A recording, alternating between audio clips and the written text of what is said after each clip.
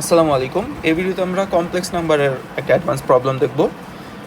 ফার্স্টে ইকুয়েশন দেখতে পাচ্ছি একটা চতুর্ঘাতী সমীকরণ দিয়ে দিয়েছে, যার চারটা রুট হচ্ছে আলফা, বিটা, গামা, ডেল্টা। আমাদের হচ্ছে summation of alpha to the power 11 এই জিনিসটা বের করতে হবে। মানে এই বড় রাশিটাকে আমরা কিন্তু শুধুমাত্র এইভাবেও প্রকাশ করতে পারতাম, summation of alpha to the power 11। এটা দিয়ে আসলে কী বোঝায়? যে সমীকরণের যে চারটা রুট আছে তাদের 11 পাওয়ারের সবগুলোর সামেশন আর কি।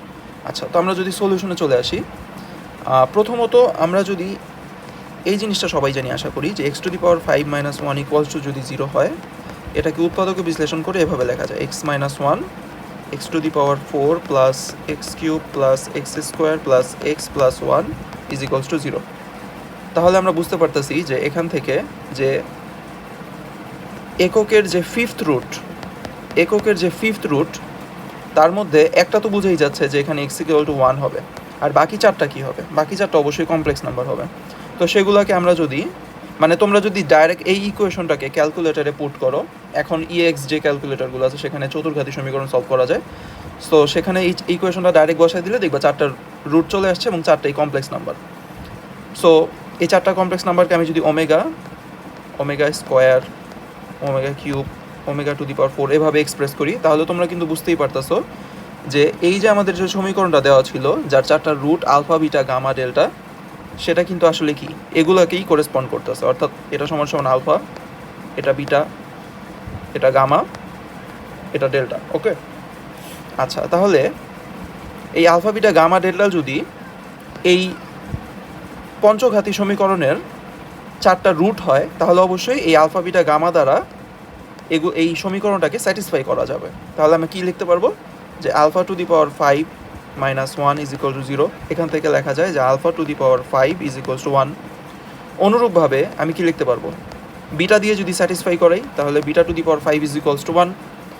আমি লিখতে পারবো, সরি আগে ডেল্টা কেন লিখলাম, আগে গামা লিখি, gamma to the power 5 is equals to 1। অনুরূপভাবে আমি delta to the power 5 is equals to 1 এটাও বলতে পারবো। ওকে, এখন আমাদের যে জিনিসটা বের করতে বলছে সেটা হচ্ছে, আমরা একটু লিখে ফেলি, আমাদের হচ্ছে এটা বের করতে হবে, পাওয়ার 11। আচ্ছা, সো এগুলাকে কি লেখা যায়? এগুলাকে সিম্পলি আমি লিখতে পারি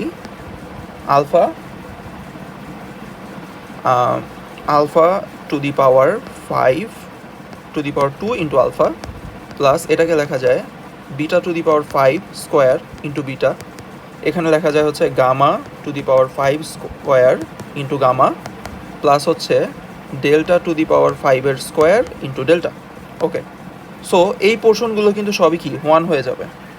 সো আলটিমেটলি আমাদের রইতেছে কি alpha plus beta plus gamma plus delta.